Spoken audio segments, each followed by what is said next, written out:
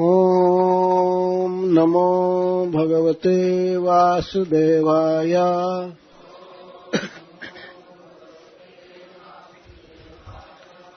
ॐ नमो भगवते वासुदेवाय।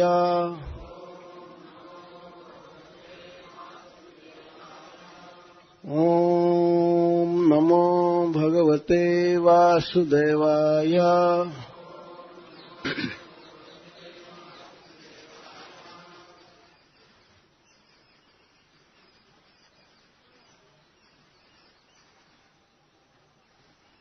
वत्सान्मुञ्चन् क्वचिद् समये क्रोश सञ्जातः सः।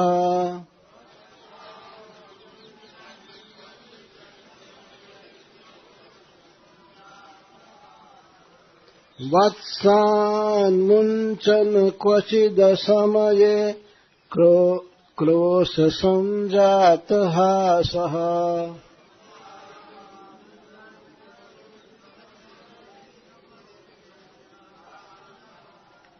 स्तेयं स्वाद्वत्यथ स्तेयं स्वादु अति अथ दधिपयः कल्पितैस्तेययोगैः।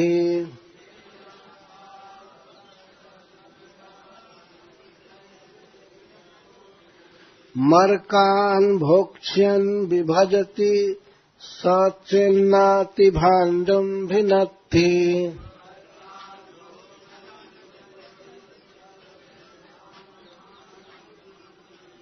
द्रव्यालाभे सगृहकुपितो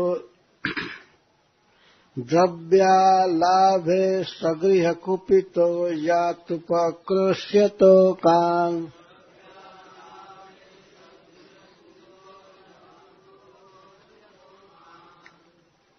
वत्सान्मुञ्चन् क्वचिदसमये क्रोश सञ्जातः सः।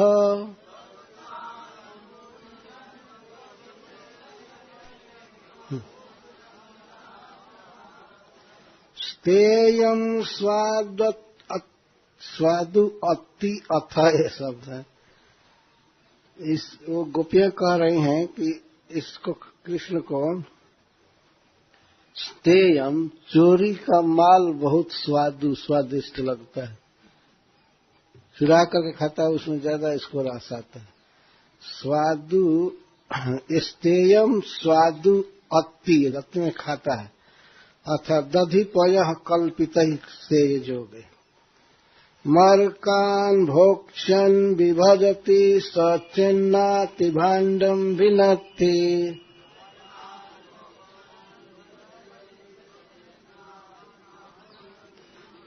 द्रव्यालाभे सगृहकुपितो जातुपक्रोश्यतो कान्।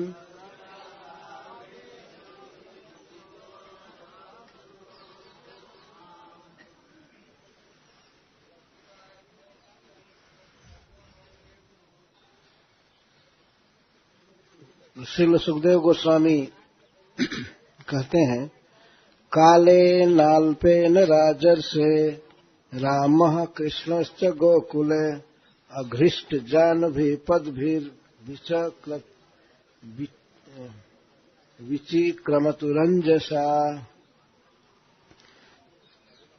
हे राजर्षियों में श्रेष्ठ, हे महाराज परीक्षित, अल्पेन कालेन बहुत थोड़े समय में ही रामः कृष्णश्च श्री बलराम और श्री कृष्ण अघृष्ट जानुभि बिना घुटनों को घसीटे पद भी पैर से अंजसा विचिक्रमतु आसानी से चलने लगे। पहले वर्णन आया था कि जानुभ्याम सह पाणीभ्याम, जानू और पानी के सहारे चल रहे थे, बकरियां चल रहे थे। अब कुछ ही काल में, थोड़े ही समय में, इसका अर्थ है कि और बच्चे जितना टाइम लेते हैं उतना टाइम नहीं, कम समय में ही दोनों पैर से चलने लगे। चलने क्या लगे, दौड़ने लगे। अंजसा। ततस्तु भगवान कृष्ण वयस्सैर ब्रजबालकै सहरामो ब्रजस्त्रीणाम चीक्रीड़े जनयन मुदम। उस समय जब भगवान पैर से चलने लगे बलराम जी के साथ, दौड़ने लगे, तो अपने मित्र ब्रजबालकों के साथ ब्रजवासियों को सुख देते हुए और विशेष करके ब्रज स्त्री नाम, ब्रज की स्त्रियों को जनयन मुदम, मोद देते हुए, आनंद देते हुए चीक्रीड़े, विहार करने लगे, क्रीड़ा करने लगे।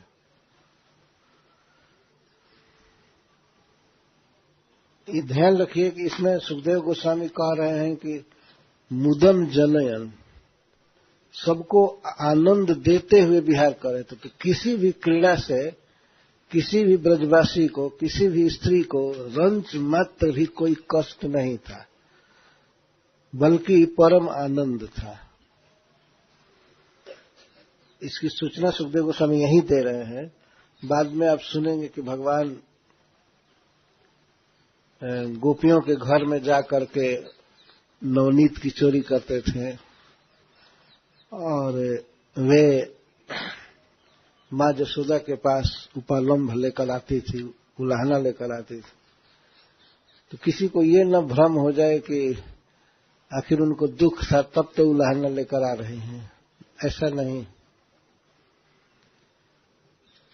परम आनंद होता था और उसी आनंद में श्री कृष्ण को देखने के लिए आती थी। लेकिन कैसे आकर के देखें, तो माता यशोदा से श्री कृष्ण की लीलाओं का ही वर्णन करती थी। कृष्ण के जो भी कर्म थे, चाहे वो माखन चोरी हो या बच्चों को रुलाना हो, पीढ़ा उखल लगा करके चोरी करना हो, चाहे भिन्नति भांडान, चाहे बर्तन फोड़ना हो, सब बहुत सुखमय लगता था, बहुत अट्रैक्टिव था उनकी लीलाएं। तो ब्रज गोपियां समूह के समूह आती थीं और मां यशोदा के पास शिकायत करती थी कि आपका लड़का बहुत बदमाश हो गया है, हमारे घर का बर्तन फोड़ता है, बच्चों को रुलाता है और माखन बानरों को दे देता है। यहां तक कि कभी कभी इसको पसंद नहीं पड़ता है तो सूंघ करके फेंक देता है, बेकार है, जमा करके रखी, ये कह करके। और स्वयं अपनी आंखों से इनकी क्रीड़ा को देखी थी और आकर के मां यशोदा से कहती थी। ये भी जानती थी कि मां यशोदा को इससे सुख प्राप्त होगा। अपने पुत्र की विविध क्रीड़ाओं को, लीलाओं को सुन करके मां यशोदा हंसने लगती थी और कभी भी श्री कृष्ण को डांटी नहीं, बल्कि ऊपर से कह देती थी, सखी जितना बर्तन फोड़ा है उतना सब मेरे पास से ले जाओ और उसे दुगना दाम दे देती हूँ, लेकिन इसको फोड़ने दो। जब इसी में आनंद मानता है तो कभी भी उलाहना, कभी भी डांटी नहीं, दंडित नहीं की। और ये उपालंभ रोज आता रहता था।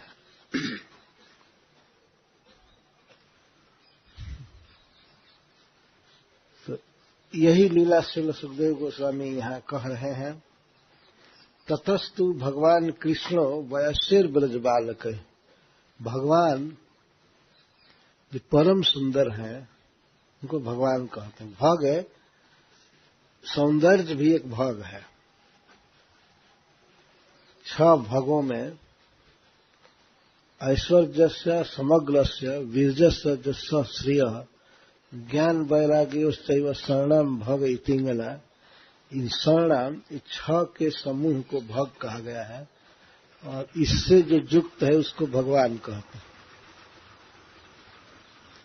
ऐश्वर्य से, समग्र ऐश्वर्य, समग्र श्री, समग्र वैराग, जस, बल, इनको भग, इन 6 के समूह को भग कहते हैं। और इससे जो युक्त है वो है भगवान। सब में समग्र लगा हुआ है। ऐश्वर्य जैसे समग्रस्य वीर्यस्य समग्रस्य श्रिय, इस तरह से। तो यहाँ पर जो भगवान शब्द है श्री कृष्ण के लिए, ये उनके ऐश्वर्य सौंदर्य का बोधक, परम सुंदर। भगवान कृष्ण मतलब परम सुंदर। वैसे ब्रजबालक ही, और इनके साथ ही इनके मित्र भी इतने ही सुंदर और उसी तरह से परम रसिक। तो वैसे ब्रजबालक ही अपने लगभग उम्र के समवयस्क ब्रजबालकों के साथ और सराम श्री राम के साथ, श्री बलराम जी के साथ ब्रजस्त्रीणाम मुदम जनयन चीक्रीले, ब्रज गोपियों को आनंद देते हुए क्रीड़ा करने लगे।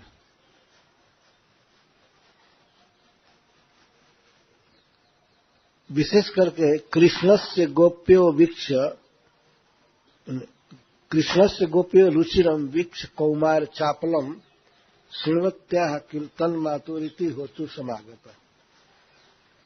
इसमें भी कुछ खास क्रीड़ाएं होती थी, केवल कृष्ण की ही होती थी और सखाओं की। बलराम जी उसमें कम रहते थे, इसलिए कृष्णस्य यहां शब्द बोला जा रहा है। कृष्णस्य परम आकर्षकस्य पर ब्रह्मस्य, कृष्ण इसलिए कहा जा रहा है, सुखदेव जी कह रहे हैं कृष्ण का अर्थ परम आकर्षक, और परम आकर्षक भाषा है, रूप सौंदर्य है, सब कुछ है। सभी ब्रजवासियों का चित्त श्री कृष्ण में लगा रहता था और उनकी वाणी भी कृष्ण का ही वर्णन करती रहती थी, मन कृष्ण में लगा था। इसीलिए यहां कृष्ण शब्द का प्रयोग किया। सबके अटेंशन का, सबके चित्त का और वाणी का विषय थे श्री कृष्ण। तो श्री कृष्ण के रुचिरम कौमार चापलम, रुचिर सुंदर बचपन की चपलता को, कौमार चापलम कुमारावस्था की चपलता को आकर के ब्रज गोपियां मां जसोदा से सुनाती थी और प्रतिदिन सुनाती थी। और माता जी इतना रस मानती थी अपने बच्चे की ये सब करतूत सुन करके, लीला सुन करके, कि वह श्रृणवत्या घर का काम धंधा छोड़ देती थी, बंद कर देती थी और सुनती थी। जब वक्ता ब्रज की गोपियां हैं कृष्ण लीला की, तो मां क्यों नहीं सुने। जो साधारण आदमी कृष्ण की कथा बोलता है तो ये आकर्षक होता है, और साक्षात भगवत स्नेह मूर्ति प्रेममयी श्री गोपीजन भगवान की लीला का वर्णन कर रही हैं, तो मां जसोदा गृह कार्य छोड़ छाड़ करके सुनती थी।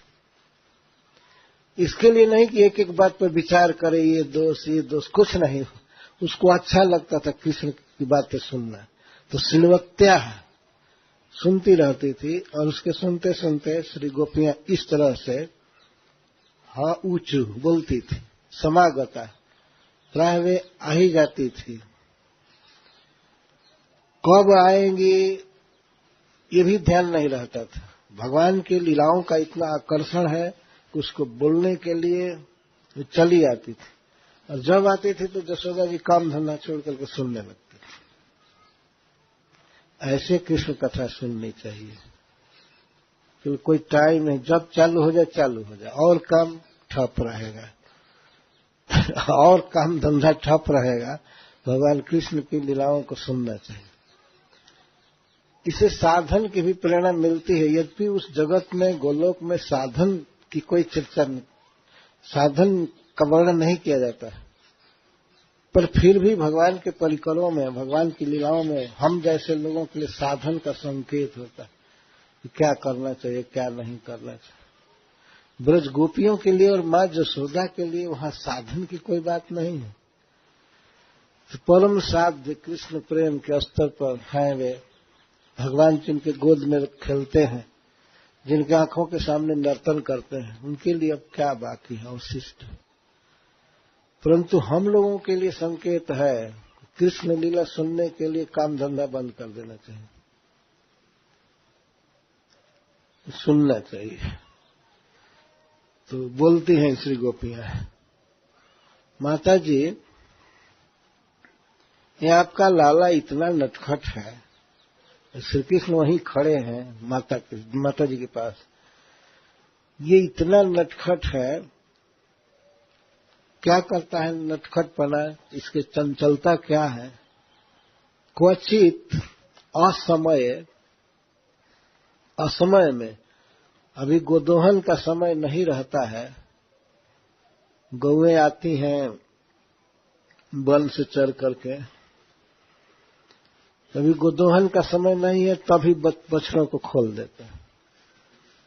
वत्सन मुंचन असमय, और ये सब चोरी की लीला, इस प्लान होता है सखाओं के साथ पहले से कि बछड़ा खोल देंगे और गोपियां और घर के लोग बछड़ा पकड़ने में दुहने में लग जाएंगे, तब तक इनके घर में जाकर के माखन आदि चुरा के खा ले।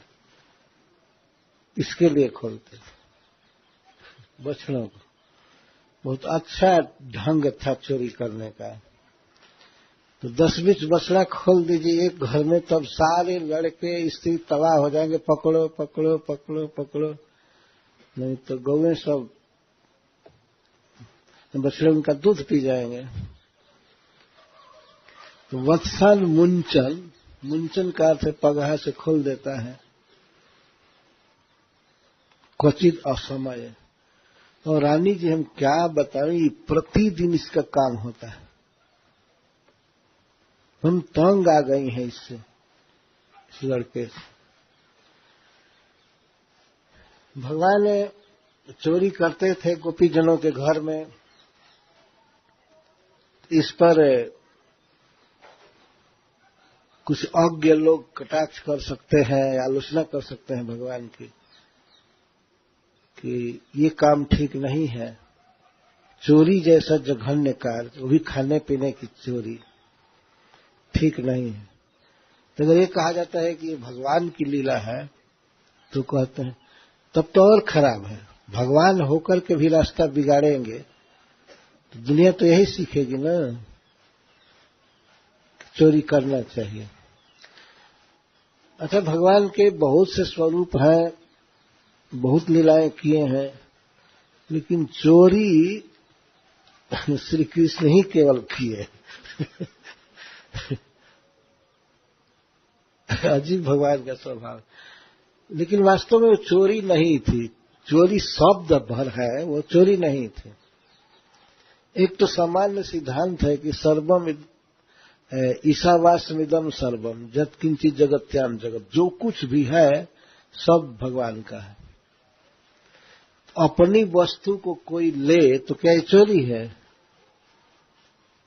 जब चोरी उसको कहते हैं कि जिसका धन है उसकी आज्ञा के बिना, उसकी अनुमति के बिना उसको लेना चोरी।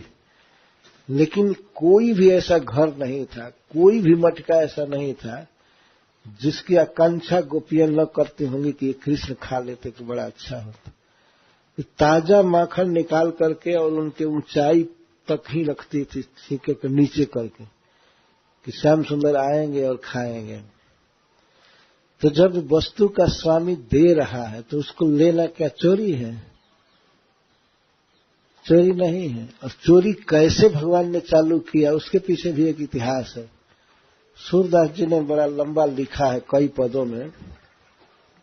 एक दिन भगवान श्री कृष्ण अपने मां से बात कर रहे थे और एक गोपी आई थी, वो मां की और पुत्र की बात सुन रही थी। तो श्री कृष्ण बोल रहे थे, मैया री मोहि माखन भावे, जो मेवा पकवान कहती तू मोहि नहीं रुचि आवे। अपने मां से बात कर रहे हैं, मैया मुझे बहुत माखन बहुत अच्छा लगता है, और तुम जो ये पकवान मेवा मिश्री कहती हो ये हमारी रुचि इसमें नहीं है। माखन मुझे बहुत अच्छा लगता है।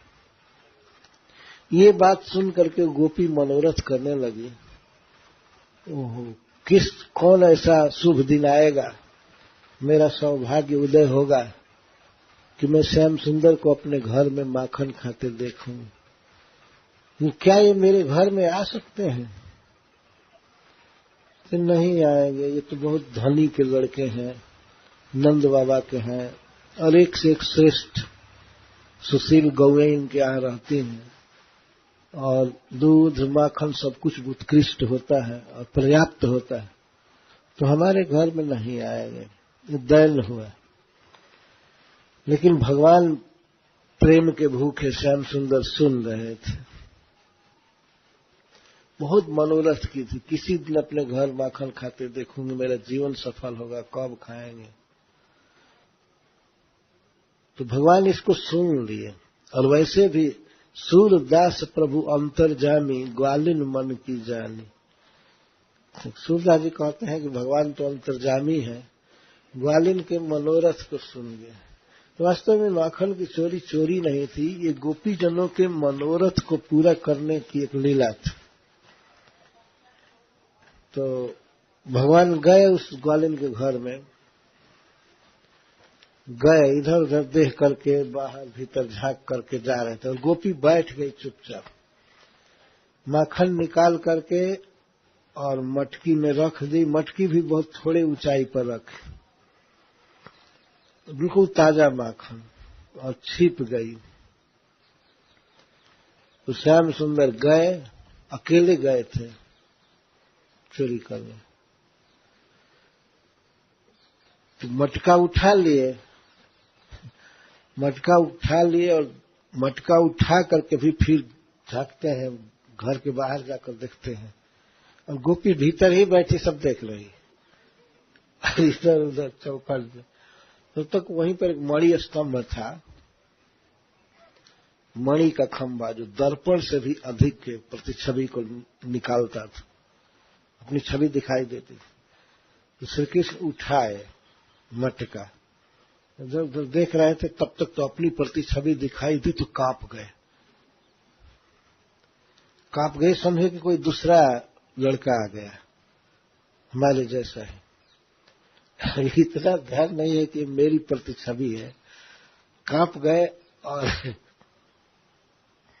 फिर उससे बात करते हैं। उन्होंने सोचा कि इसके साथ दोस्ती करूं, तो कहते हैं, देखो यार, देखो मित्र, मैं पहले बार चोरी चालू किया, प्रथम बार चोरी कर रहा, और तुमने देख लिया, पर देखना गोपी से, इस गृहस्वामिनी से मत कहना, नहीं तो ये जाकर मेरे माँ को बताएगी, मेरी बहुत बदनामी होगी, और इस बदनामी के कारण मेरा विवाह नहीं हो पाएगा। इस तरह से कहा। तो कुछ बोल नहीं रहा था, प्रतिबिंब तो बोल नहीं रहा था, जैसे जैसे ये बोल रहे थे वैसे वैसे मुंह चालन कर रहा था। यदि तुम चाहो तो आधा दे दूंगा, और ये कह करके उसको खिलाने लगे। खिलाए तो खा नहीं रहा था, अपना मुंह जहां पड़ रहा था प्रतिछवि, तो उस मुख में डाल रहे थे, तो सब नीचे गिर रहा है। क्या पूरा चाहते हो?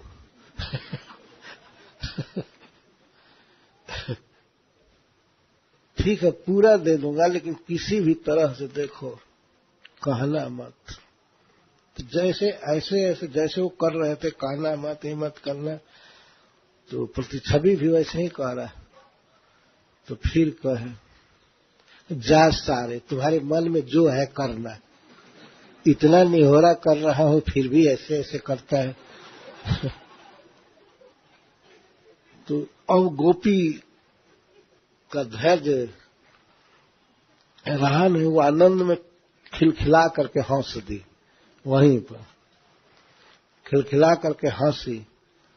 ये भागने की चेष्टा किए, तब तक बाह पकड़ लिया। सब अनेक बहाना, तुम्हारा घर मेरी घर जैसा है, मैं भूल करके आ गया, ऐसा है ना, बाहर से जो भी कंस्ट्रक्शन है एक समान। मैं तेरो माखन हो, तेरो माखन नहीं खायो, अपने घर के धोखे में आए। ठीक हमारा घर तुम्हारा घर ऐसा है, एक समान है। और इससे भी आगे बढ़ करके कह दिए, मैं अपना घर समझ करके आ गया है, देखो छोड़ दो, अगर बलराम जान गया तो हमारी कोई इज्जत नहीं रह जाएगी। सबसे ज्यादा चिंता मैया से नहीं भैया से थी इनकी, बलराम जी से। बलराम जी हर एक बार समझाते थे तुम चोरी छोड़ दो, तो लगे कहने मैं धोखा से आ गया, ये आ गया, छोड़ दो छोड़ दो। कहेगी नहीं नहीं श्याम सुंदर छोड़ूंगी नहीं। इतना प्रसन्न थी गोपी, उसने दंड क्या कहा कि हमारे सामने सब खाना पड़ेगा। तो कुछ खा रहे थे, कहे सखी इतना नहीं खा पाऊंगा। तो चीज जूठा किया तो कौन खाएगा, इतना माखन जूठा किया मटका में तो कौन खाएगा। तो भगवान खाए, और इसके बाद जो गोपी की दशा हुई सूरदास जी ने लिखा है, तो प्रेम के उन्माद में घूमती थी, आनंद में। तो अन्य सखियों ने देखा कि इतना सुखी कैसे, इतना आनंद में क्यों है, वो बताती नहीं थी। तो उसने पहली बार उद्घाटन किया, कहा कि सखी हमारे घर में श्याम सुंदर आए थे और वे ऐसी ऐसी लीला की, ऐसे मैंने पकड़ा, ऐसे माखन खाए। तो सबके मन में मनोरथ होने लगा कि हमारे घर में भी आते, हमारे घर में भी आते। तो प्रेम के भूखे भगवान इस तरह श्री गोपी जनों के घर में जाते थे, माखन की चोरी करके खाते। तो प्रश्न होता है कि चोरी करके क्यों खाते थे, जाकर मांग करके खा लेते। नहीं, वो प्रेम राज्य है, इसमें रस ज्यादा होता है। प्रेम का स्टाइल, प्रेम की भाषा टेढ़ी होती है। श्रील रूप गोस्वामी पाद जी लिखे हैं कि जैसे सांप सीधा नहीं चलता है, अहेरिव गति प्रेम स्वभाव कुटिला भवेत। प्रेम की गति सांप के गति के समान टेढ़ी होती है। सांप चाहे तो सीधा चल सकता है, लेकिन वो ऐसे ऐसे चलता है, टेढ़ा चलता है। इसमें रस ज्यादा था, खिलाना ही है श्याम सुंदर को, लेकिन पकड़ करके कुछ बातें भी सुननी है और भी लीलाएं करनी है। तो घर घर में ये बात फैल गई, ब्रज घर घर फैली यह बात कि श्याम सुंदर चोरी करके माखन खाते हैं और उसका प्रमाण यह सखी है।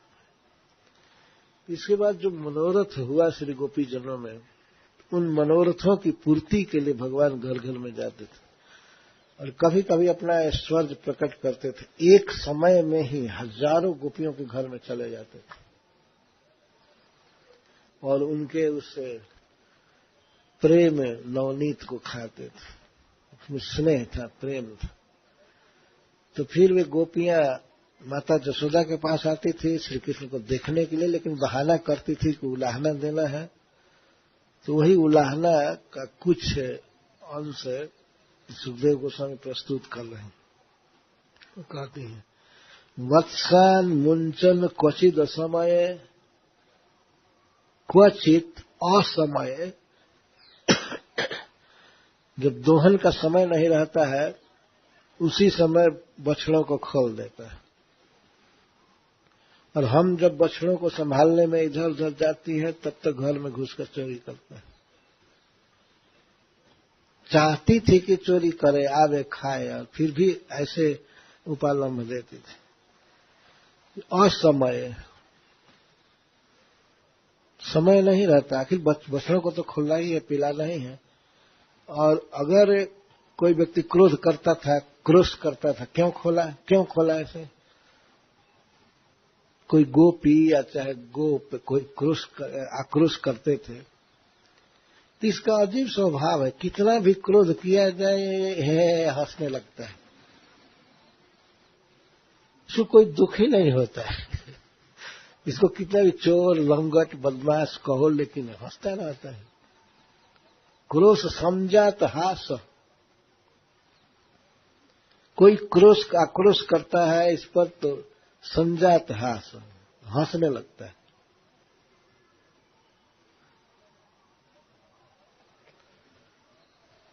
यह भगवान का स्वभाव। उनको क्रोध थोड़े असर करेगा किसी का, और क्रोध है ही नहीं वास्तव में, तो प्रेम के कारण क्रोध है।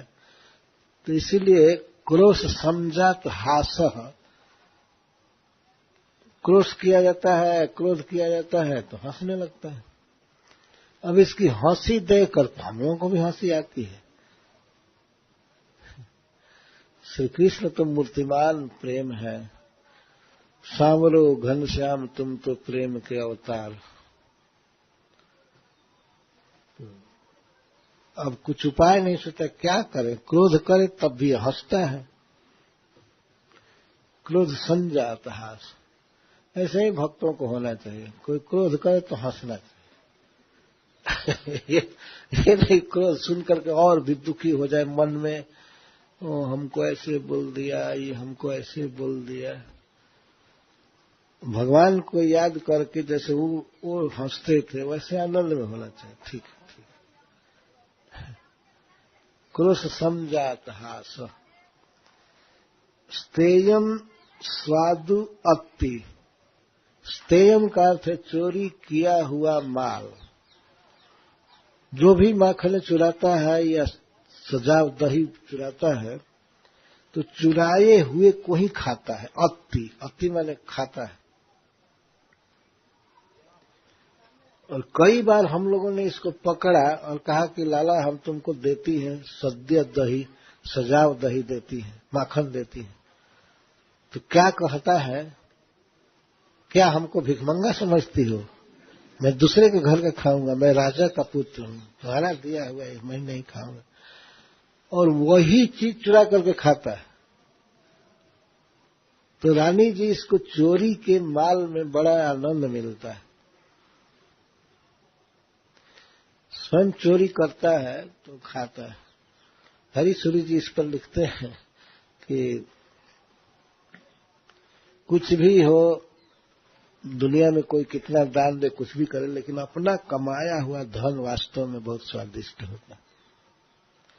भगवान दूसरे का दिया हुआ क्यों ले, कमा करके, भले चोरी से कमाए लेकिन कमा करके खा रहे हैं तो ज्यादा रस है। कभी भी अगर कोई देता था तो कहे मुझे भिखमंगा समझ रही हो, नहीं लेते।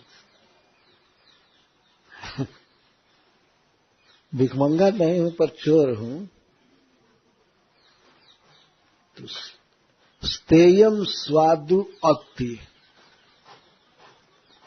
मां यशोदा ने कहा कि सखियों तो इसको क्यों नहीं खिला देती हो, अगर जाता है तो दे दो खाने के लिए। तो वे कहती हैं रानी जी खाता नहीं है, चुराए हुए माखन या दही में ही इसको रस आता है।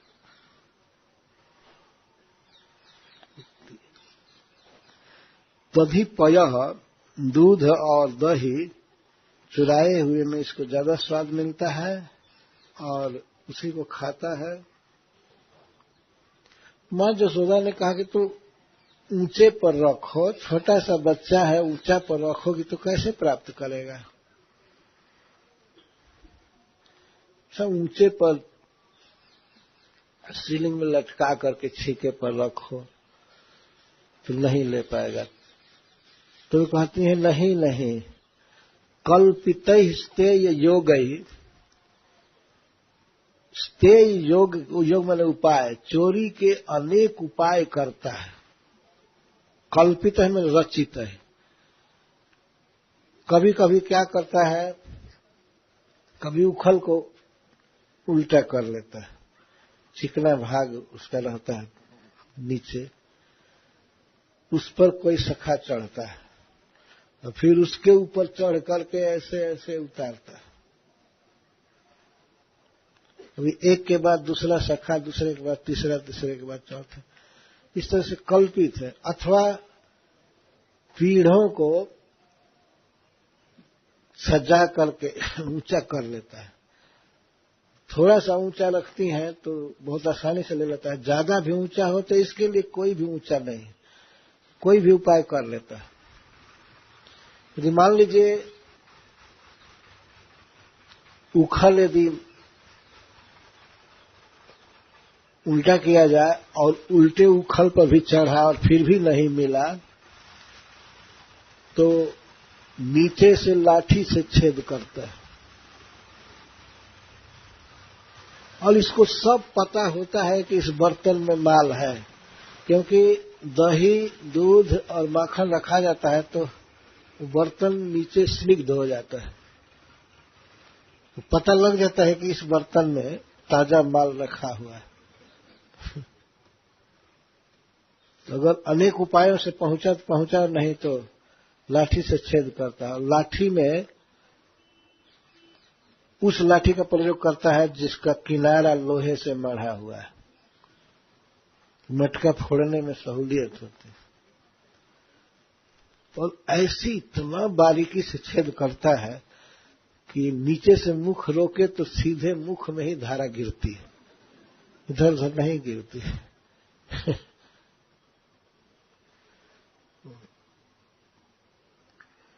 और सचिन्नाति यह खाता है खुले करके, और कभी कभी नहीं खाता है। मरकान भोक्ष्यन, बानरों को खिलाने लगता है। मरकान बहुवचन में है, बंदरों को खिलाने लगता है। बानरों ने इस वास्तव में भगवान को बहुत सहयोग दिया था। श्री राम अवतार में सब लड़े और बिना वेतन के ही भगवान की सेना चलती थी। वैसे सब तरफ हरे राम हित लागे, गोस्वामी जी कहते हैं कि जितने वृक्ष थे सब तरफ हरे राम हित लागी, ऋतु और कुरित काल गति त्यागी। काल की अपेक्षा नहीं की कि इस महीने में यही फल फलना चाहिए। भगवान की सेना के लिए, बानरों के लिए ऋतु और ऋतु सर्व ऋतु में सारे वृक्ष फल गए।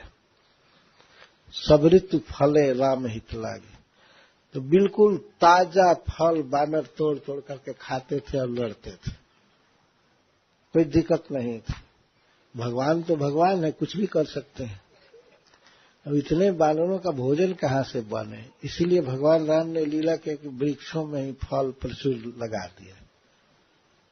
सब तरु फले राम हित लागी, सारे वृक्ष फल गए। ऋतु और कुऋतु काल गति त्यागी,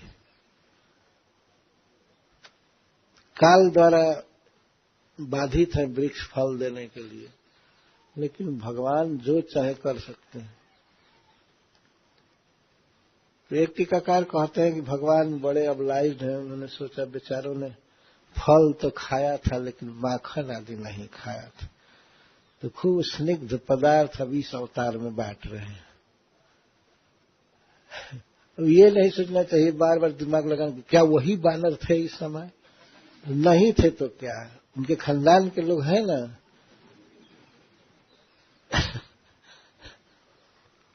एक जगह एक भोजनालय पर लिखा था बाहर कि यहाँ फ्री भोजन होता है, आपको नहीं देना है। तो कई लोग भ्रम में पड़ जाते थे, यहाँ फ्री भोजन मिलता है, हमको नहीं देना है। तो जब भोजन करके चले तो होटल वाला बिल पकड़ा दिया है। ये कैसा बिल है? तो आपके पिताजी खा करके गए थे, उन्होंने पे नहीं किया था, आपको पे नहीं करना है, आप जो खाए हैं उसको आपका पुत्र पे करे। ये फ्री क्या है? जो भी हो, आखिर बानर जाति को भगवान ने खूब दही, दूध, माखन खिलाया, तृप्त हो गए वृंदावन के बानर वास्तव में। और बहुत सहयोग किया था बानरों ने भगवान का, सीता जी को खोजने में, असुरों को मारने में। और सबसे बड़ा सहयोग तो बानरपति ये हनुमान जी किए थे, ताकि सीता का पता लगाए, सब ब्यौरा दिए कि रावण ऐसे रहता है, ये है वो है। तो गोपियां कहती हैं कि मरकान भोक्ष्यन विभजती, वानरों को भोक्ष्यन खिलाते हुए बांटता है सब। तो दही हो, दही पतला दही नहीं, खूब गाढ़ औंटा हुआ और ठोस बना हुआ दही खिलाते हैं, थोड़ा भी खट्टा नहीं। और माखन, दूध भी पीने को देते थे। स्वच्छन्नाति, और जब पेट भर जाता है कृष्ण का, गोपियां कहती हैं पेट भर जाता है, सचेत न यति, अथवा जब एक भी बानर नहीं खाता है, तो भी कितना खाए, पेट भर जाता है तो सचिन्नाति, स का अर्थ है एक बानर अथवा श्री कृष्ण स्वयं, जब न अति, चेत न अति, यदि नहीं खाता है तब क्या कहता है, ये सड़ा माखन रख दिया है, बर्तन को फोड़ फाड़ करके चल देता।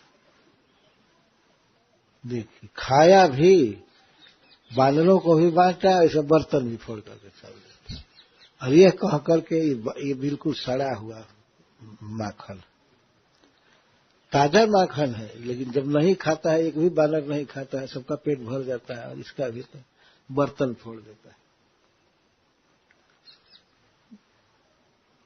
नहीं, किसी भी उपाय से तुम लोग ऊपर रखो, इसको न मिले,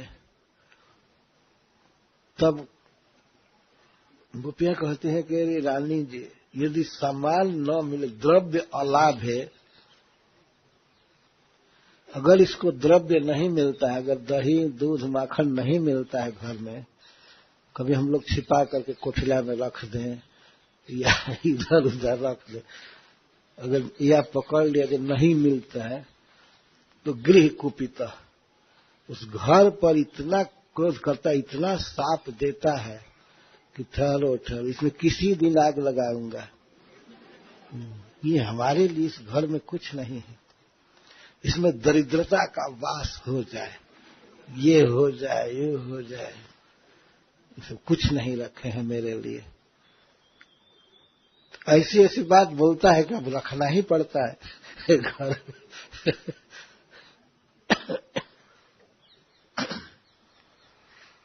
जैसे तीर्थों के पंडे यात्रियों को साप देते हैं, दो नहीं तो रास्ता में जाते जाते कार एक्सीडेंट हो जाएगा, ये हो जाएगा, ये हो जाएगा, लेकिन वो केवल वाणी से, हृदय से साप नहीं देते हैं। इसलिए साप की भाषा बोलते हैं कि ये कुछ दे। तो श्री कृष्ण ऐसे बोलते हैं, इस घर में आग लग जाए, और किसी न किसी दिन तो मैं लगाऊंगा ही आग, मेरे लिए इस घर में कुछ नहीं है, ये हो जाए, वो हो जाए, इसमें गृहपति या कोई मर जाए, ऐसे हो। वो कुछ भी बोल सकते थे, केवल बाहरी भाषा थी, हृदय में तो सबके मंगल के आकांक्षी हैं श्री कृष्ण। स्वगृह कुपितो। और कभी कभी जब घर में कुछ नहीं मिलता है, बच्चों को चींटी काट करके, थप्पड़ मार कर, रुला करके चल देते।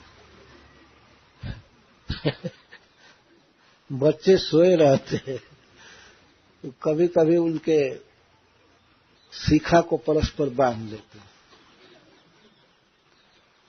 और जब जगे तो एक तरफ खींच रहा है, वो खींच रहा है और रोना चालू किए, और जब घर के कोई आएंगे तब न खोलेंगे, और बच्चे केवल रोते हैं, और चाहे चींटी काटते हैं, नख से काटते या थप्पड़ मार करके रुला देते।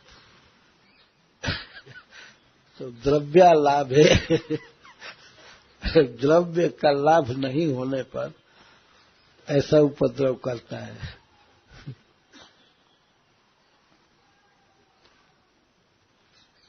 ये सब भगवान की लीलाएं हैं, और ये श्री गोपी जनों को, ब्रजवासियों को आनंद में सराबोर कर देती थी। हस्ताग्राह्ये रचयति विधिम पीठ कोलु खलाद्य ही। माँ ने कहा कि फिर भी ऊंचा रखो, कितना उपाय करेगा। तब गोपियां कहती हैं कि हस्त अग्राह्य या हस्तेन हस्ताभ्याम अग्राह्य, जब बाह से वस्तु नहीं मिलती है तब रचयति विधि, तब चोरी की विधि प्रकार की रचना करता है। पीठक से, पीढ़ा से और उलूखल आदि से और भी तात्पर्य, अभी सीढ़ी लगा करके या पीढ़ा से, तो जैसे तैसे विधि रचयति। ये विधि रचना में बड़ा प्रवीण है। पीठक उल्लू खला दे, पीढ़ा जुटा करके एक दूसरे के पास सजा करके, चाहे उल्लू खल आदि से। छिद्रम यंतर निहित बैलः सिक्के भांडे सुतद्वित। और सबसे काम नहीं होता है तो छिद्र करता है सिक्के भांडेसु, छींके पर रखे हुए बर्तनों में छिद्र करता है, छेद करता है। तो मां यशोदा ने कहा कि नहीं, तब एक उपाय करो, एकदम घोर अंधकार में रखो सामान को, जिससे कि खोज न पावे। अंधकार पूर्ण कोना में, कोठिला के पीछे तहजे से जहां अंधकार भरा है वहां रखो। ध्वांतागार, अंधकार से भरे हुए घर में रखो। तब गोपियां कहती हैं, ये रानी जी, ये आपका बेटा ऐसा है, घोर अंधकार में भी यह वस्तुओं को जान लेता है, क्योंकि आपने इस पर ऐसे ऐसे गहना पहनाए हैं, मणियां पहनाए हैं कि ये सब चमकती हैं और अंधकार में भी आसानी से माल खोज लेता है। तो मां यशोदा ने कहा कि हाँ, तब मैं अब आज से गहना नहीं पहनाऊंगी इसको। बिना गहना के रहेगा तो कैसे चोरी करेगा। लेकिन तो रोज की बात थी, गहना उतार लिया फिर भी चोरी चालू थी, अंधकार में रखने पर भी। तो कहती हैं कि फिर भी चोरी करता है। तो मां ने कहा कि तो जब मैंने गहना सब उतार लिया तो कैसे चोरी करता है। तब गोपियों ने कहा कि रानी जी, अरे इसका देह ही स्वयं उज्जवल नीलमणि है, इसको गहने की जरूरत नहीं है, इसका श्रीविग्रह इतना चमकता है कि उसी से अंधकार दूर हो जाता है। अब हम क्या करें। इसकी चोरी रोकने की अनेक प्रक्रिया हो रही है कि ऐसे चोरी ना करे, वैसे चोरी ना करे, लेकिन श्री कृष्ण की विधि चोरी की चलती रहती थी। और शरीर वास्तव में भगवान का चमकता है। एक तो प्रकाश को बंद किए रहते हैं इसलिए नहीं दिखाई पड़ता है, नहीं तो ये सूर्य चंद्रमा में जो प्रकाश वो भी उनके नख ज्योति का थोड़ा सा प्रकाश है। ये अद्भुत प्रकाश है श्री कृष्ण के शरीर में। धांतागारे धृतमणिगणम स्वांगमर्थ प्रदीपम, स्व अंग अर्थ प्रदीपम, इसका अपना शरीर ही अर्थ प्रदीप है। अर्थ प्रदीप मतलब जिस वस्तु के चाहता है उसको प्रकाशित कर देता है इसका शरीर। अर्थ के लिए प्रदीप है, प्रकृष्ट दीपक। श्री कृष्ण को कोई जरूरत नहीं है टाइल्स रखने की, और अपना श्री विग्रह ही उज्जवल है। और उज्जवल का अर्थ होता है जो ज्वलित हो रहा हो, प्रकाश दे रहा हो। तो उज्जवल नीलमणि, प्रकाश देने वाला नीलमणि, इसका शरीर ही चमकता रहता है। एवं धाष्टानुसति, इस प्रकार से धृष्टता करता है। चोरी तो करता ही है, लंगटाई भी करता है। लंगर मेरी गागर फोरी गयो, और अनेक प्रकार से उलाने देती है। आज मैं गई थी पनघट पर, तो पहुंच गया कहीं से, और वो गई थी वास्तव में इसीलिए कि श्याम सुंदर से भेंट हो। एवं धार्ष्टा निवसति, धृष्टता करता है, हमेशा ताक में रहता है गोपियां किधर जा रही हैं, क्या कर रही हैं। तो रास्ता रोकना, पनघट पर फूल चुनने में, दही दूध बेचने में, गिरिराज जी में, दान घाटी में, सब जगह ही रोकता रहता है।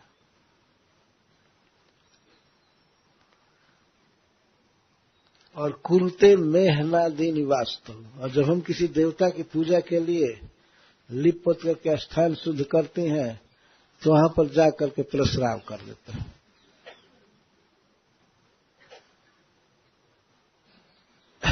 देवता तो वास्तव में बैठते होंगे उसी स्थान पर। मेहन आदि और भी कोई अमेध चीज ला करके रख देता है, मतलब कहीं से हड्डी लाकर फेंक दिया है, क्या कुछ किया है। आदि शब्द है ना उसमें। हमारे लिपे पीते घरों में देवताओं के स्थान में मेहन आदि कर देता है, पेशाब आदि कर देता है।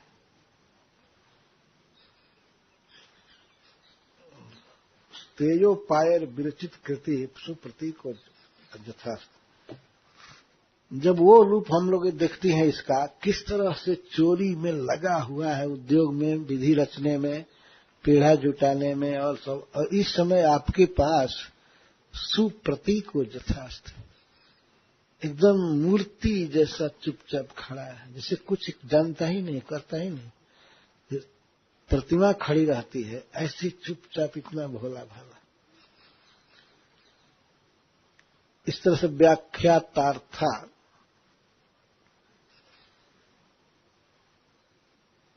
जब मां यशोदा से सारी बातें बताई गई तो प्रहसित मुखी मां यशोदा भी हंसने लगी। मां यशोदा कभी क्रोध नहीं करती थी किसी पर, हंसते प्रहसित मुखी हो गई, हंसने लगी। और सहुपालब्ध न हुपालब्ध, पर कभी भी भगवान को उपालंब भर्सना करने की सोची भी नहीं। अब न कभी मां यशोदा के मन में नहीं आया कि मैं बच्चे को कुछ डांटू कि तुम गलत कर रहे हो, ये कर रहे हो, नहीं। डांटूंगी तो इसको डिप्रेशन होगा, खिन्न होगा, ये भी सोचेगा कि मां भी हमको खाने नहीं दे रही है, कितना मेहनत करके कमा करके खाता हूं और फिर भी चेक कर रही है। तो बच्चे का जीव उदास होगा, कभी डांटने का नहीं सोचा। वास्तव में मां सब समझ रही थी कि ये गोपियों को सुख देने के लिए उनके घरों में जाता है और ये भी चाहती हैं कि चोरी करे, खाए। ये सब भगवान की लीलाएं हैं। सुखदेव गोस्वामी नवनीत चोरी की लीला को अति संक्षेप में इस तरह से कहा है, पर ये सब उलाहना सिद्ध करता है कि वे रात दिन इन कामों में लगे रहते थे। चोरी करना ही है और अनेक उपाय किया जाता था चोरी के प्रतिबंध के लिए, रोकने के लिए, लेकिन घर घर में चोरी हो ही जाती थी। जब भगवान चोरी करने में पड़े हुए हैं तो कौन बचा सकता है वस्त्र? यही नहीं है केवल माखन की चोरी, माखन की चोरी करके गए, उसको बचाने की चेष्टा कर रही है, कोई देखने आई तो कृष्ण को देखते ही रह गए, आंख भी चुरा दिए, कोई ध्यान ही नहीं है। गोपी खड़ी है देख रही है, सामने चोरी कर रहे हैं, लेकिन उसको ये ध्यान नहीं कि वस्तु की चोरी जा रही है। श्याम सुंदर को देखने में स्तब्ध हो जाती है। अच्छा, कहीं गए तो नेत्र तो चुरा ही लिए, मन भी चुरा लिए, वाणी की वृत्ति भी हर ले। वाणी केवल उन्हीं का वर्णन करती है, मन उन्हीं का चिंतन करता है। वहां वस्तु पर थोड़े ध्यान है किसी गोपी का, ब्रजवासी। वस्तु की चोरी हुई या बर्तन फूटा, इसका तो कुछ भी ध्यान नहीं, केवल श्री कृष्ण याद रहते हैं। एक दिन एक गोपी, बहुत देर तक दर्शन नहीं हुई भगवान का, श्याम सुंदर का, तो वो पता लगाई कि श्याम सुंदर कहाँ है, तो उसको पता लगा कि जमुना के इस तट पर इस घाट के निकट है, इस एरिया में गोचारण करते हुए गए। तो वो घड़ा उठाई और पानी भरने के लिए उस क्षेत्र में पहुंची। सूरदास जी ने लिखा, गई, पूरा पता लगा कि इस क्षेत्र में गाय चरा रहे हैं और इस घाट पर पानी भरूंगी तो वहां आएंगे। ठीक जैसे जैसे सोचा वो गई, पानी भर रही है। देव कभी भी इसको लिखे हैं, लेकिन श्री कृष्ण आ नहीं रहे हैं। तो पानी भर रही है, फिर गिरा रही है। तो पानी से तो कोई मतलब नहीं था और घड़ा से, उसको तो श्याम सुंदर से मतलब था। तो बार बार गिरा रही है भर कर, तो देख रही है, जब नहीं दिखाई देते हैं तो गिरा देते। तो बहुत देर हो गया है। तो पानी भरने में, पानी भर करके लेकर के चलना चाहिए। और ये भी बात याद आ रही थी कि उधर घर के स्वामी जोहते होंगे, पानी की जरूरत है, या सास जोहती होगी। तो जब ये याद आती है तो पानी भरती है, लेकिन जब देखती है श्याम सुंदर नहीं आए तो फिर खाली, घड़ा खाली कर रहा है। तो लगी तब तक तो श्याम सुंदर आए। भगवान तो प्रेम के भूखे हैं और सर्वज्ञ हैं, सब जानते हैं। तो आए, पानी भर करके चली, आकर के खड़े हो गए, टोल टैक्स दो, जमुना जी मेरी है, पानी का दाम लगेगा। पानी का दाम लगेगा, तुम्हारा बाप नहीं कुछ ले सकता है, ये पानी भगवान का बनाया हुआ है, तुम्हारा नहीं है, मैं ले जाऊंगी। उसी के लिए वो गई थी। अब दोनों में बहस छीन होने लगे। होते होते श्री कृष्ण जबरदस्ती किए तो गोपी ने लकुटी छीन लिया भगवान की। जो गाय चराने की छड़ी थी वो छीन ली जब से।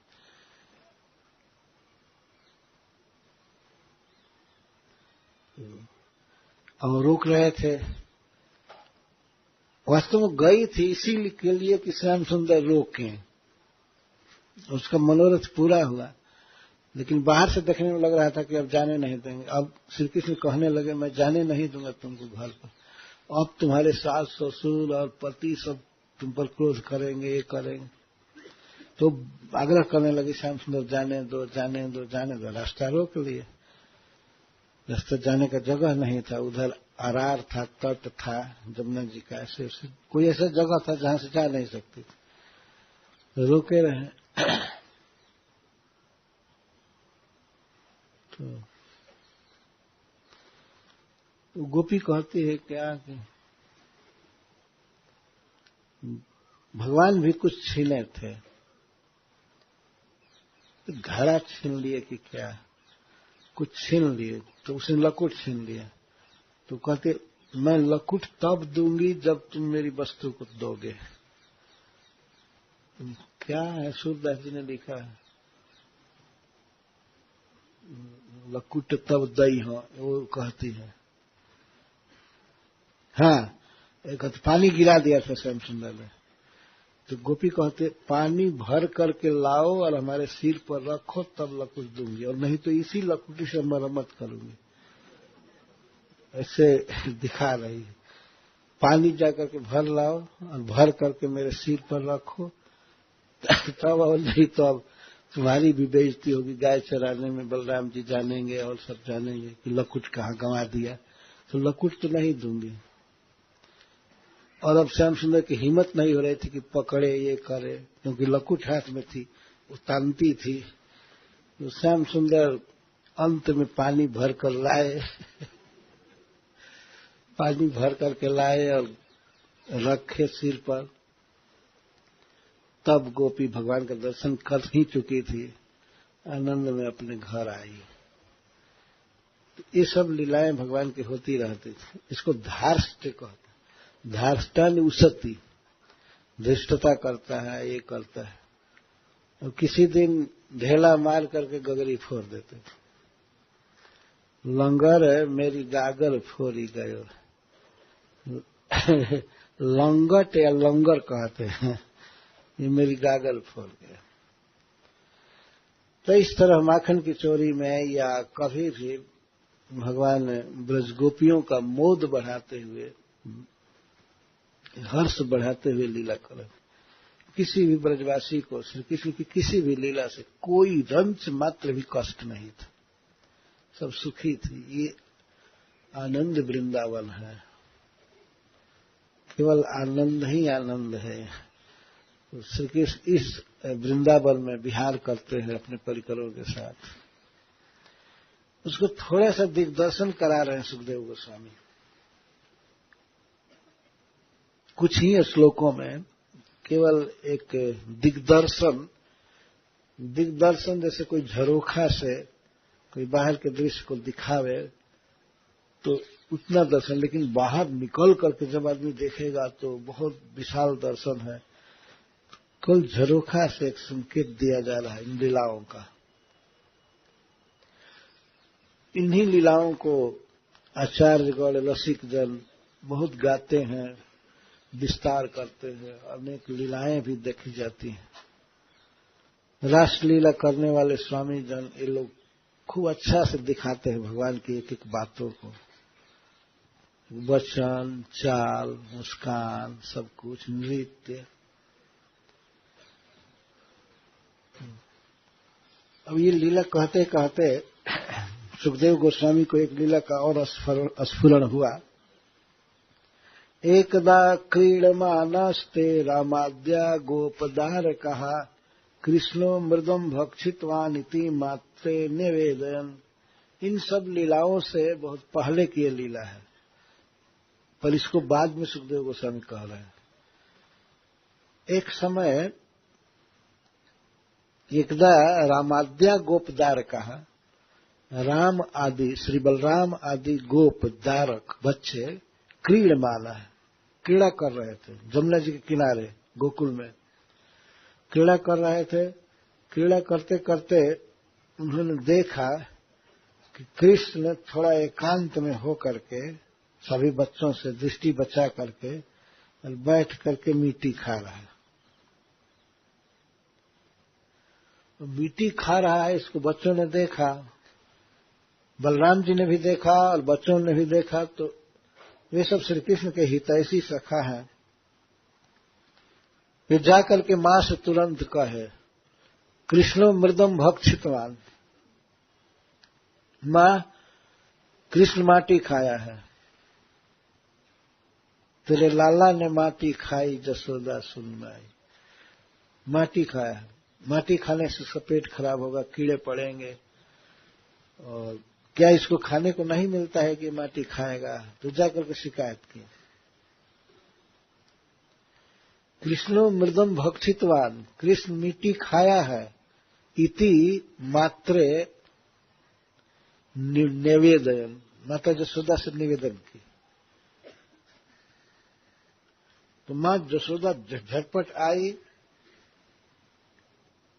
और सा गृहीत्वा करे कृष्णम, वह आई तो एक हाथ में छड़ी लेकर के आई धमकाने के लिए, और बाएं हाथ से श्री कृष्ण के हाथ को पकड़ ली, दाहिने हाथ।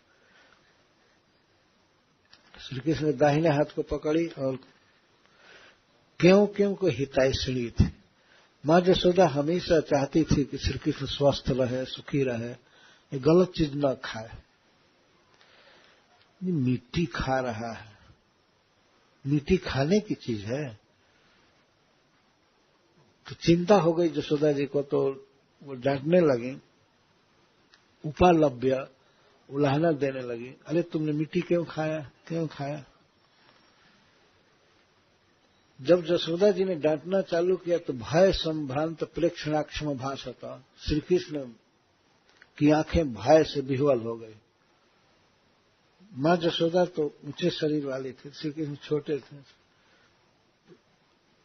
उससे भय से विह्वल आंखें होने लगी और छड़ी हाथ में थी।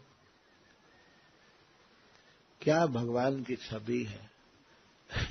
मां से डरने लगे कि मैंने गलती किया है, अपराध किया है और मां मुझे मारेगी। कभी मां यशोदा ने मारा नहीं था, कभी थप्पड़ भी नहीं मारा था श्री कृष्ण को। जैसे पहले आप सुन रहे हैं कि उपालंभुम न ऐक्षत, उलाहना देने की इच्छा भी नहीं की। पर श्री कृष्ण की आंखें विह्वल हो रही थी और देखने में अक्षम हो रहे थे मां को। मां पूछती है, कस्मान मृदम अदानतात्मन भवान भक्षितवान रहा। अरे अदानतात्मन, अरे असंयत चित्त, अजितेंद्रिय, किस लिए तुमने मिट्टी खाया? क्या तुमको खाने के लिए दूध, दही, घी नहीं मिलता है, माखन नहीं मिलता है? क्यों खाया? कस्मात, किस कारण से खाया? न कुछ मिलता हो, भूख लग गई है तो बच्चे खा लेते हैं, तो तुम क्यों खाया?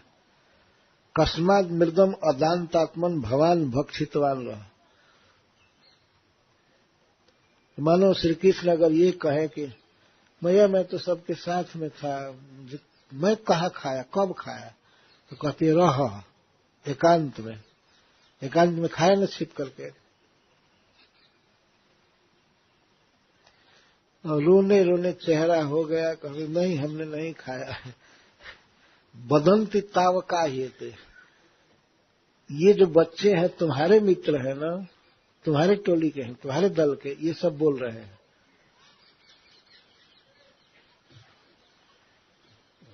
ये सब कुमार हैं और बेचारे बच्चे झूठ नहीं बोलते हैं कभी। ये कह रहे हैं कि तुमने खाया है। कुमारा तावका कुमारा बदंती, और फिर भी कहते हैं कि नहीं खाया हूं, नहीं खाया हूं। ये तो दूसरे के घर के हैं, कुछ भी झूठ बोल सकते हैं, हमको पिटवाना चाहते हैं, किसी बात से हमसे रंज हैं लोग। तब कहते हैं ते अग्रजो अपि अयम, तुम्हारा बड़ा भाई भी बोल रहा है। क्यों बलराम, ये खाया है? तो बलराम जी भी कहे हाँ खाया है, हमने देखा है। तब मां यशोदा ने कहा तुम्हारा बड़ा भाई भी बोल रहा है, अग्रज भी बोल रहा है। तब श्री कृष्ण कहते हैं अरे ये भी वैसा ही है, ये भी पता नहीं क्यों भाई बन गया, लेकिन ये भी हमेशा चाहता है कि मुझे यशोदा पीटे हमेशा। और तुम इसका करना सुनोगी, इतना मुझे तंग करता है बलराम, हद हो जाता है। मैया मैं दाऊ बहुत खिझा, इतना तंग करता है। कभी कभी कहता है कि तुमको यशोदा जी ने जन्म नहीं दिया है। मां यशोदा बात को बदल करके कहने इतना ढीठ हो गया। हाँ इतना ढीठ है। ये कहता है कि ये यशोदा जी और नंद बाबा खरीदे हैं तुमको। मुसो कहत मोल को लीन हो, तो ही जसमती कब जाए। बताइए जसमती ने तुमको कब जन्म दिया? कहीं का खरीदे हुए। कहा कहो यही रिश्के मारे खेलन हो नहीं जा। मुझे इतना क्रोध होता है, इसी कारण मैं खेलने नहीं जाता, क्योंकि बीच बीच में पूछता रहता है। कहा कहो यही रिश्के मारे खेलन हो नहीं जात। बार बार कहता है कौन तुम्हारा पिता है, कौन तुम्हारी माँ है, बोलो। तो इस कारण से मैं क्रोध करके जाता नहीं। किसी तरह से बात को टालना चाहते थे, लेकिन माँ तो अड़ी रही कि नहीं पहले तुम ये बताओ, वो छोड़ो सब बात, मिट्टी क्यों खाया? जब ये सिद्ध हो गया कि अब माँ अड़ गई कि पूछ ही रही क्यों खाया क्यों खाया, तब कहते हैं नाहम भक्षितवान अम्ब सर्वे मिथ्याभिशंसिनः। अम्ब स्नेह उत्पन्न करने के लिए कहा है। अम्ब का अर्थ होता है जिसने हमको गर्भ में धारण किया। हे अम्बा, हे अम्ब, अहम न भक्षितवान,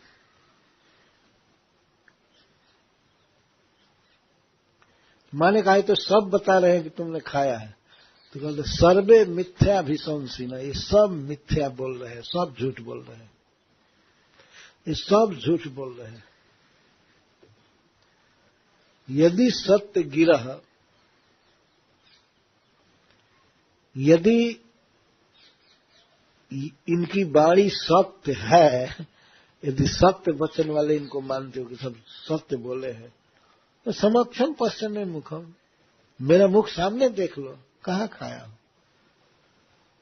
श्री कृष्ण को विश्वास हो गया था कि मुख में लार बना करके जो भी मिट्टी का अंश वो भीतर ले चुके हैं, मुख में तो मिट्टी दिखाई नहीं देगा। समक्षम पश्चिमे मुखम, अपने आंख के सामने देख लो। आखिर मिट्टी खाने का कुछ जूठा तो लगा रहेगा ना, कि दांत की संधियों में चाहे जहां भी।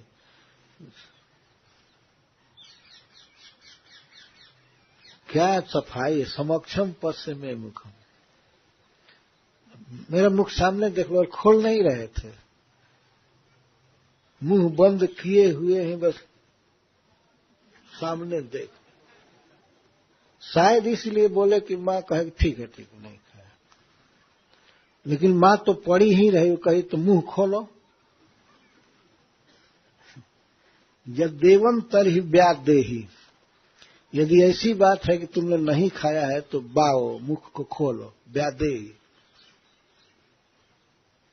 इति उक्त स भगवान हरि, ऐसा कहने पर स्वयं भगवान श्री हरि कृष्ण जो अव्याहत ऐश्वर्य है, उन्होंने खोला अपने मुख को, और मुख में मां जसोदा सारे विश्व को, सारी सृष्टि को, जीवों को, सबको देखने लगे।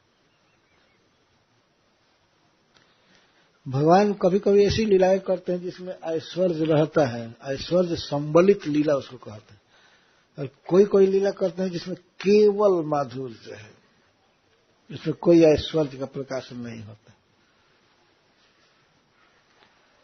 यहां पर पुनः फिर ऐश्वर्य प्रकट हो रहा है। मुंह खोलो, मुंह खोल दिए, देखने लगे। अब ये प्रश्न होता है, श्री कृष्ण मिट्टी खाए थे, इसमें संदेह नहीं है। क्यों खाए थे भगवान, मिट्टी क्यों खाए, इसके पीछे भगवान का मनोभाव क्या है, कि क्या सोच करके मिट्टी खाए। इस पर बहुत से भक्तों ने उत्प्रेक्षाएं की है, बहुत ध्यान से इस पर विचार किया है, दिया है और लिखा भी है।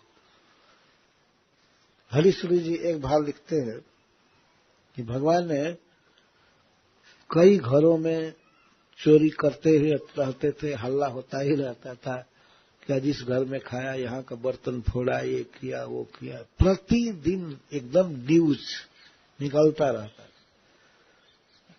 इसके घर में बच्चों को पीटा मतलब थोड़ा तंग किया, और यहाँ खाया, इतना बड़ा बर्तन फोड़ दिया, ये रोज ये सब होता रहता।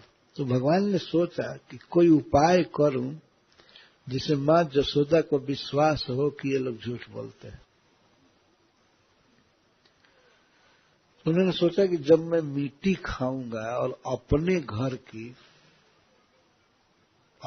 की मिट्टी, तो इसको ये लोग बर्दाश्त करेंगे नहीं, जाकर मां से कहेंगे। तो मैं कहूंगा कि मां ये देखो, जब मैं अपने घर की मिट्टी खा रहा हूं फिर भी ये हमको लांछन लगा रहे हैं, इनको बर्दाश्त नहीं है, तो इनके घर का कभी खाऊंगा तो ये बर्दाश्त करने वाले हैं, और भी माखन आदि खाऊंगा। जब मिट्टी खाना बर्दाश्त नहीं हुआ इनको, इनके घर का कुछ भी खाने पर कैसे बर्दाश्त करेंगे। तो इसलिए झूठ मूठ के हमको दोषारोप करते हैं। मां के मन पर असर डालने के लिए भगवान ने मिट्टी खाया। एक ही भाव हो सकता है। वैसे अनेक भाव हरीश्वर जी लिखे हैं। भगवान ने सोचा हमारे सखा जन हमसे विशृंखल व्यवहार करेंगे, तो संस्कृत में पृथ्वी का एक नाम क्षमा भी है। क्षमा, तो भगवान क्षमा के अंश को धारण कर रहे हैं कि सखाओं के व्यवहार को सबको क्षमा ही करना है। मैं ईश्वर हूं तो क्या, तो इसीलिए शायद पहले क्षमांश ग्रहण कर रहे हैं, क्षमांश ग्रहण कर रहे हैं, क्षमा गुण धारण करने के लिए।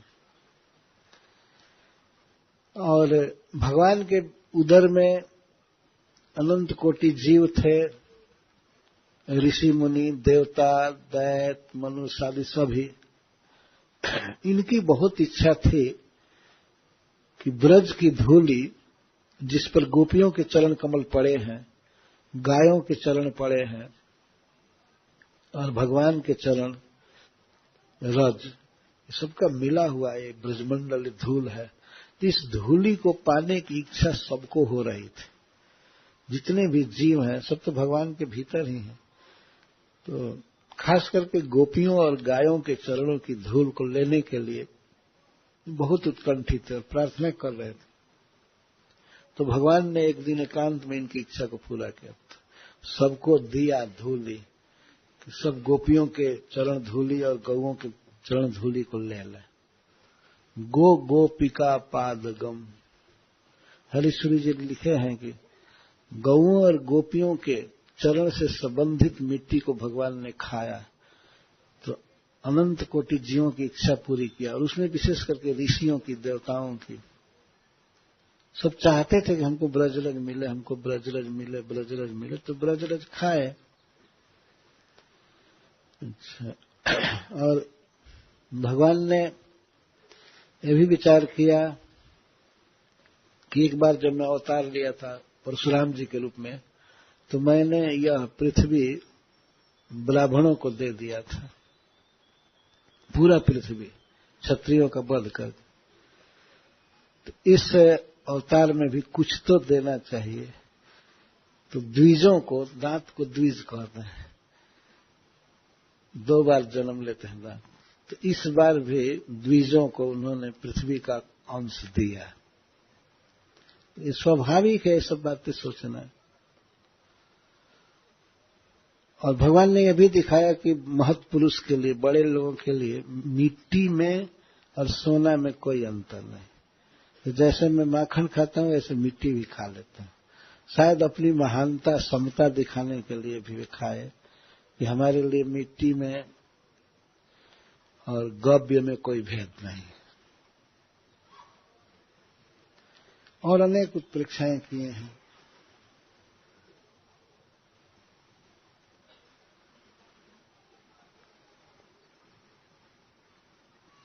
भगवान ने सोचा कि सारे कवि लोग, विद्वान लोग कहते हैं कि पृथ्वी रसा है। रसा मतलब रस की मूर्तिमान स्वरूप, जिसमें सारे रस हों तो रसा है। तो भगवान ने इस बात को सुना था, सब लोग कहते हैं कि पृथ्वी रसा है, तो मैं तो सब रस खाया लेकिन सारा रस जिसमें है उसको नहीं खाया, तो जरा इसको खाना चाहिए, देखना चाहिए कैसा लगता है। रसा, रस की आधार भूमि, भूमि के को खाना चाहिए, ये सोचकर भगवान ने खाया।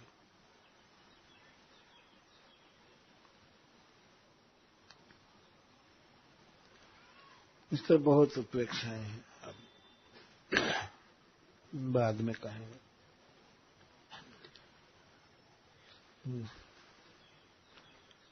अभी तो 7 नहीं बजा, तो हम यहीं पर बंद करते हैं। कई भक्तों की इच्छा रहती है कि प्रश्न का भी अवसर दिया जाए, क्योंकि स्कान की एक धारा है, तो इसीलिए आज हम भी 1-2 प्रश्न का अवसर दे रहे हैं। प्रश्न ट्रैक से बाहर नहीं होना चाहिए, ये चल रहा है प्रसंग। तो कोई प्रश्न पूछिए।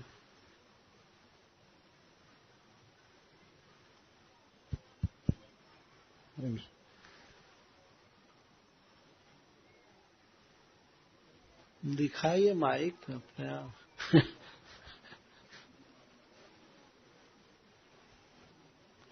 और श्री कृष्ण के विषय में अपनी भक्ति भावना जो भी है उसको शब्दबद्ध करके कल से चालू किया जाएगा।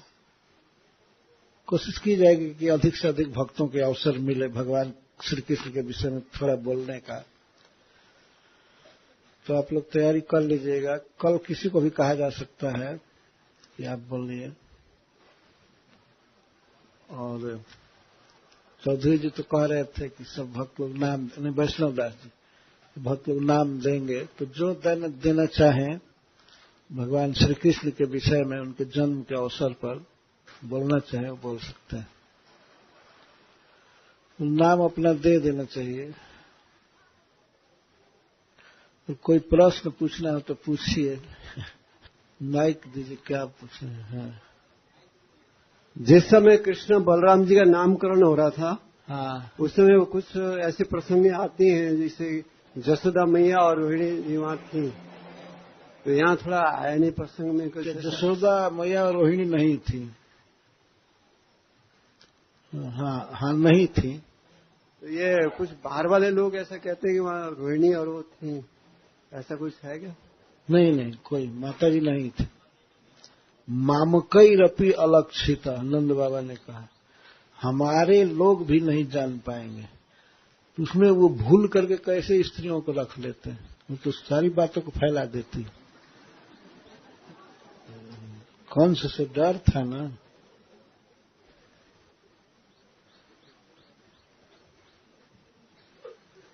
ये किताब है श्री कृष्ण की मधुर बाल लीलाएं, भाई जी हनुमान प्रसाद पोद्दार का लिखा हुआ। उसमें देखा फोटो जो बना है केवल कृष्ण बलराम आनंद बाबा। पहले लाई होंगे, पहले वो माता जसोदा जी और रोहिणी जी आई होंगी बच्चे को प्रणाम कराने के लिए, लेकिन इसके बाद नंद बाबा इतने बेवकूफ थोड़े हैं, कुछ बात करना हुआ तो उनको कहा ठीक है तो आप लोग चलो, जो बच्चे यहीं रहेंगे आप लोग चले, भोजन वोजन तैयार कीजिए, या कुछ बहाने से भेज दिए होंगे। जो नामकरण की बात चली तो उस समय केवल नंद बाबा थे और कृष्ण बलराम गर्गाचार्य जी बस।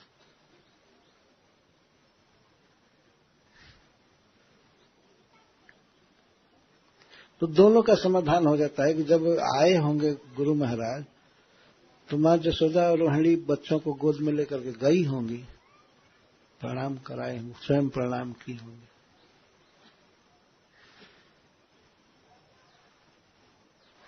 पर नामकरण उन दोनों के समक्ष नहीं हुआ था। महाराज जी बहुत धन्यवाद इतने सुंदर प्रवचन के लिए। मेरा एक छोटा सा प्रश्न ये है महाराज जी कि जब यशोदा माता ने भगवान कृष्ण के मुख में सारी सृष्टि देखी, सारा ब्रह्मांड देखा, तो उस समय वो भ्रमित क्यों नहीं हो गई कि ये हमारा बालक जो है ये साधारण बालक नहीं है, ये भगवान ही है, भगवान के अलावा। ये कथा अभी बाकी रह गई है जो कल पूरी की जाएगी। अच्छा।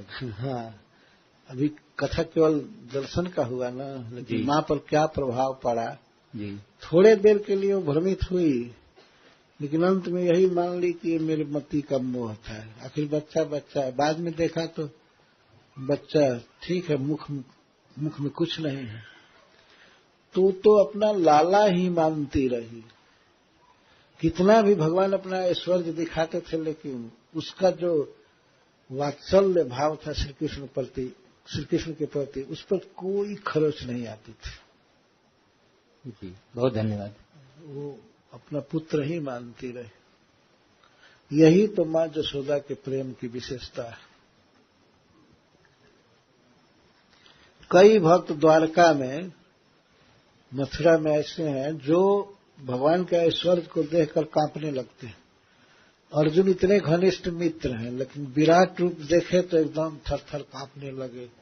ये भी कह रहे हैं मुझे पता नहीं कि मैं कहाँ खड़ा हूं, किधर पूरब है किधर पश्चिम है, आप कौन है बताइए? आख्या ही में को भवान उग्र रूप, आप ये उग्र रूप वाले कौन हैं? अपने मित्र से ही पूछ रहे, जिसे बातचीत किए और स्वयं प्रार्थना की कि मैं देखना चाहता हूं किस तरह आप सृष्टि करते हैं, विश्व का पालन करते हैं, मेंटेन करते हैं।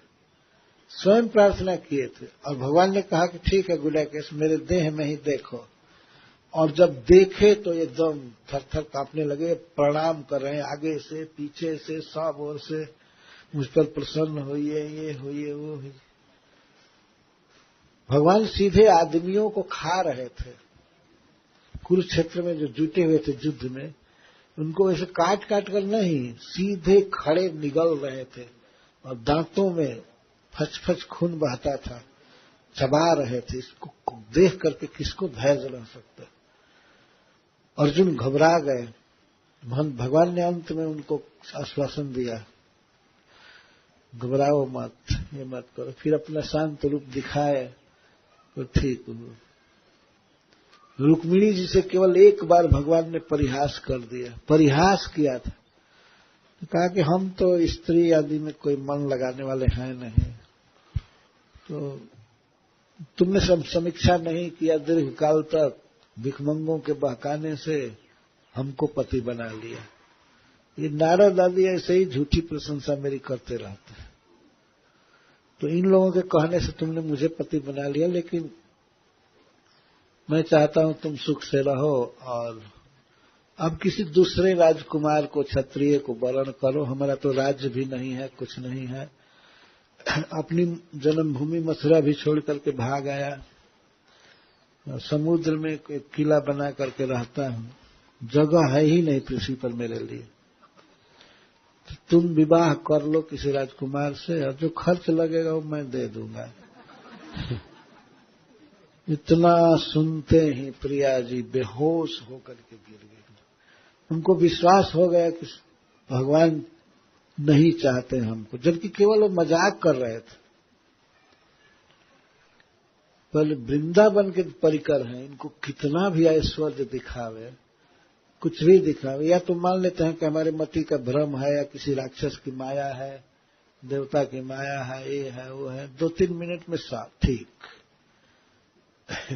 इसके बाद बच्चा को देखती हैं तो जमीन पर है, और इतना ही नहीं, एक टीकाकार लिखते हैं कि जमीन पर रह करके मुंह खोल करके देखती है तो कुछ भी नहीं है, छोटे छोटे दांत हैं, जीभ है, उसमें काहे को नदी पहाड़ आदि होने जाए।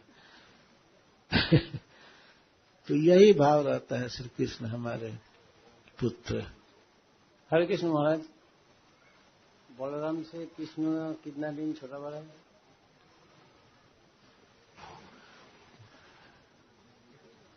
पता नहीं कितना, हमको पूरा ध्यान नहीं है।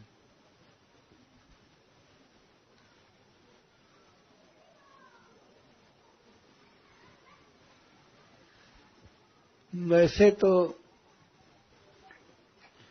7-8 दिन छोटे हैं, लेकिन जैसा वर्णन किया जाता है उसके अनुसार कम से कम 1 साल तो बड़े थे। जो भी हो, कुछ लिखा गया है गोपाल? आए 8 दिन, 8 दिन। बलराम कितना महीने पेट में था मामी के घर में? है नहीं, क्या बाहर में सुनने देते, कोई कहीं क्लास में सुना था। तो इस पर बोलिए, इसको ऐसे रखकर क्यों बोल रहे हैं? बलराम मामी का गर्भ में कितना महीने में था? कौन? पेट में, मामी का पेट में। तो 2 मम्मी के पेट में थे ना। हाँ, ये तो है ना। तो पहले माता देवकी के पेट में थे, जोग माया ने उनको माता रोहिणी के गर्भ में कर दिया। तो कितना दिन थे तो हम गिने नहीं हैं। लेकिन आए 7 महीना देवकी के गर्भ में थे और रोहिणी के गर्भ में आए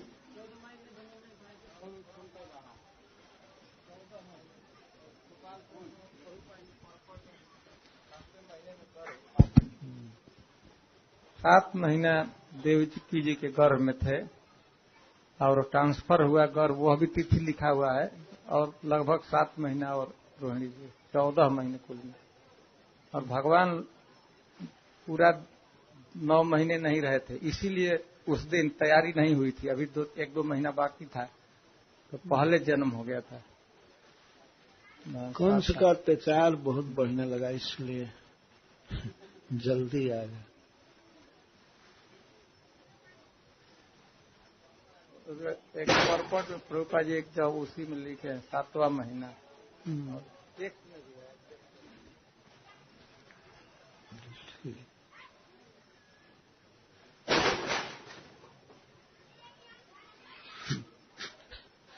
ये बानरों का स्वभाव। हनुमान जी से पूछा रावण ने कि ठीक है, फल खाया, भूख लगी थी, फल खाऊं प्रभु लागी भूखा, फल खा लिया, ठीक है, तो वृक्ष क्यों तोड़ा? तो हनुमान जी कहते कपि स्वभाव ते तोड़े उरुख। बानर का स्वभाव है, मैं बानर हूं, तोड़ते रहते हैं, फाड़ते रहते हैं। यहाँ कपड़ा फाड़ना बानरों का काम है। हाँ, ठीक। महाराज हरे कृष्णा, आपने जो पूतना जी के बारे में कहा कि पूतना तो एक तो थी बालाग्नि और राक्षसी थी और रुधिरासन करती थी। उसके अलावा फिर आपने कहा कि उसने भगवान को लेकिन दिया, स्तन दिया, लेकिन वो भी जहर लगा के दिया, फिर भी उसको भगवान ने मातृगति दी। क्या फिर जब हम अपने आप को देखते हैं तो क्या हमने इतने कुछ कई जन्म हम बार बार जन्म मृत्यु जरा व्याधि के चक्र से जा रहे हैं, क्या हमने कभी भगवान को कभी कुछ दिया नहीं कि हमको बार बार यहाँ आना पड़ रहा है? कभी किसी जन्म में हमने कुछ दिया नहीं क्या भगवान को? नहीं दिया होगा, अब तो दे ही दे चुके ना। पहले नहीं दिए, लेकिन अब तो भगवान की कथा भी सुन रहे हैं, दे रहे हैं, तिलक लगा रहे हैं, प्रणाम हो रहा है, भगवान की सेवा हो रही है। तो इसी को सुखदेव जी बता रहे हैं ना कि जब स्तनों में जहर लगाकर मारने गई थी तो उसको भगवान ने मातृगति दे दिया। तो किम पुनः श्रद्धया भक्त्या कृष्णाय परमात्मा ने जच्छन प्रियतमम किमु रक्ता स्तन मातरोजत। फिर अन्य जो भक्त हैं श्रद्धा से देते हैं, भक्ति से, और बहुत प्रिय वस्तु भगवान को देते हैं, अपनी प्रिय वस्तु, तो उनके सद्गति में क्या संदेह। परंतु ये सब हिसाब अब तो जीवन के अंत में होगा ना। जीवन के अंत में सब मिलेगा, पर संसार के लोग तो देख नहीं पाएंगे। भगवान और भक्तों को तो मिलेगा भगवान का धाम, और भगवान के धाम में भी अपनी अपनी सेवा, वो परम आनंदमय स्थान है, सुखमय स्थान है, नित्य जीवन है। तो सुखदेव जी जब बोल रहे हैं तो मिलेगा ही। किम पुनः, हम बोल रहे किम पुनः, जब पुतना को मिल सकते और भी मातृगति गोलोक में, जननी गति, तो फिर अन्य कृष्ण भक्तों के विषय में क्या संदेह।